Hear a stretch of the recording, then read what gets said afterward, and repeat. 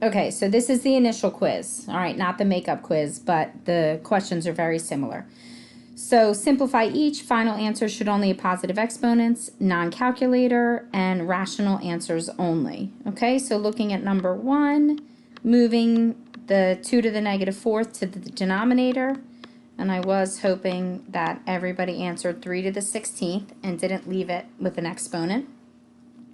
Negative 2 to the fourth. Okay, let me remind you that exponents come before multiplication. So this answer was actually the opposite of 2 to the fourth. So negative 16 was the correct answer for this. If the negative 2 was in a set of parentheses, then the answer would have been positive 16. But according to the order of operations, exponents get evaluated and then we take the opposite of the answer. Okay, how do we make a negative exponent positive? We take the reciprocal of the base. That makes it positive. Again, I was hoping that you then distributed to the top and bottom, and 81 over 16. I did accept those for full credit though. Okay, next one. So now I have the product of 2 and x to the negative fourth. So I can distribute the exponent to both terms. Okay, so 2 cubed is 8. It is not 6. 2 times 2 times 2 is 8. And make that negative exponent positive by simply putting it in the denominator. And that's as far as I can simplify it. Okay, so too many people answered this. All right, I've said it in class. We've talked about it. I've put it in notes. You cannot distribute exponents when you're adding and subtracting. So a plus or minus b to the m power.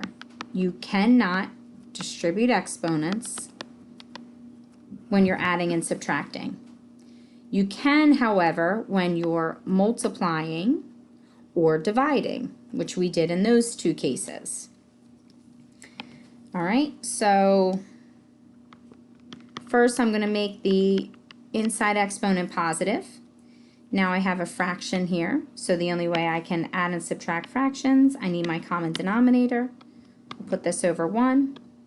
I have a common denominator of x to the 4th power, because 1 times x to the 4th gives me x to the 4th. I'm going to multiply my first term. So now I have 2x to the 4th plus 1. Okay, that was just the inside, so that's like a little bit of side work. So 2x to the 4th plus 1 divided by x to the 4th, now raised to the 3rd power. Now I can raise my numerator to the 3rd power, and then when I raise my denominator to the 3rd power, I would get x to the 12th.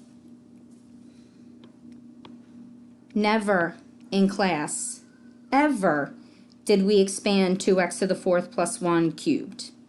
Okay, you would not be expected to do that. That's the answer that I was looking for. That's the only answer that got credit. Okay, next one, again, I just had too many students answer x squared minus x to the 4th because you just distributed the negative 1. Can't do that. So first I'm going to work on the inside. Okay, because according to my order of operations, parentheses come first. So my common denominator is going to be x to the 4th power.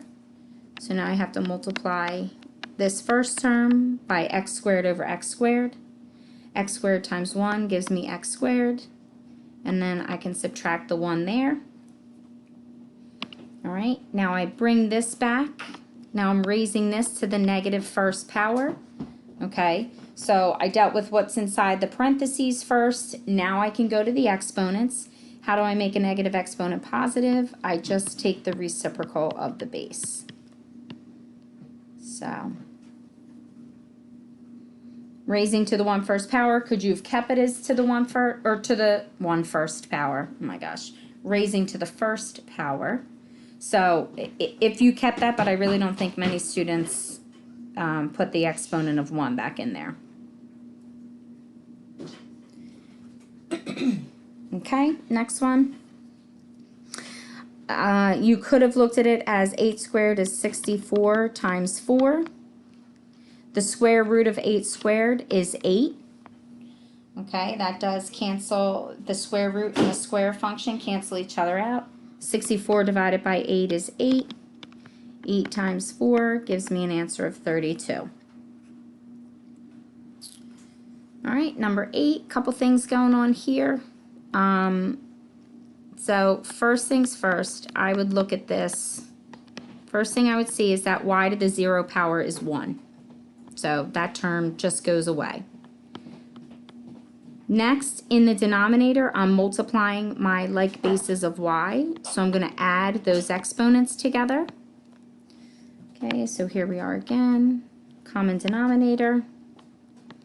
I have a common denominator of 3. I have to multiply this fraction by 3 over 3. 12 minus 2 would give me a 10/3.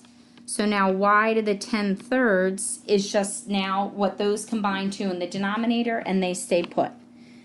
Now let's work with our x's. So in the numerator I have power to a power, so I'm going to multiply those. Okay, so 1/2 times negative 4/3. That gives me negative 2/3.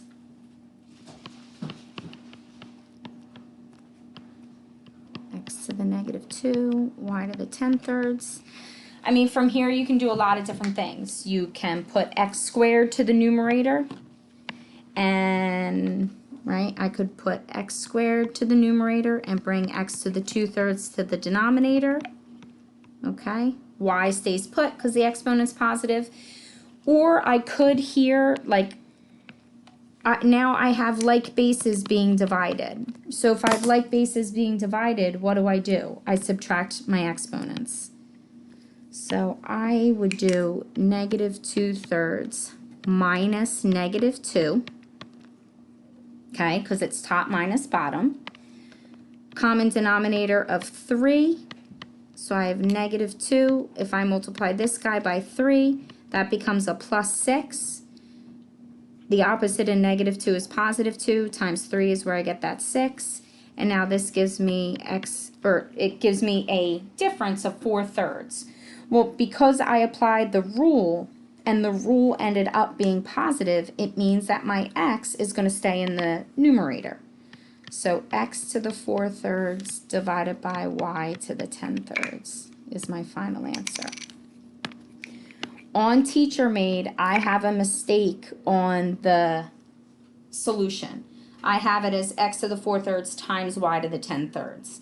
So it would have been marked wrong, but anybody who has this answer, you got full credit. Okay, I did go through every quiz individually. All right, number 9, we looked at a bunch of these. So I am going to take my common denominator. I'm going to split the numerator into an equivalent form, right? I'm allowed to do that because if I work backwards, common denominator, I have the exact same problem. All right, so here I have top minus bottom exponent. Negative 3 plus 2 gives me a difference of negative 1. So that means that my x has to live in the denominator to make it positive. The 4 here, I can't change that. 4 has an exponent of positive 1, so that doesn't move. On my second one, negative 5 minus negative 2. Negative 5 plus 2 gives me a difference of negative 3.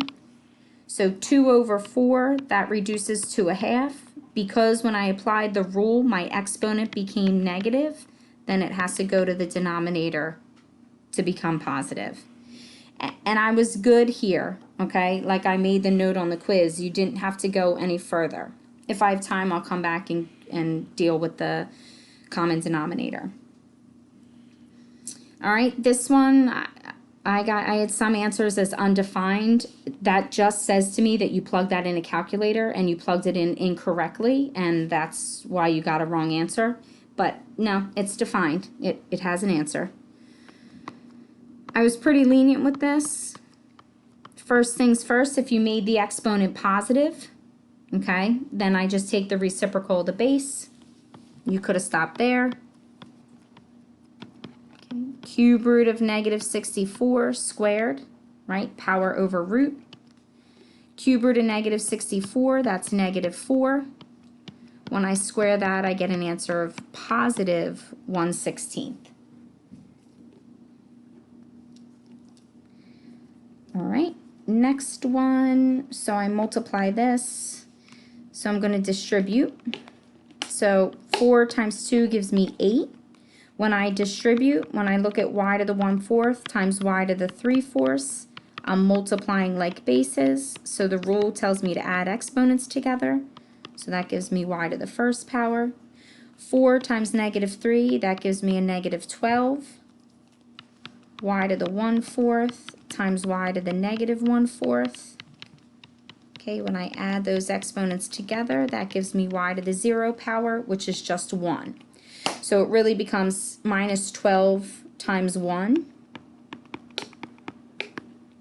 So that was perfect for a final answer.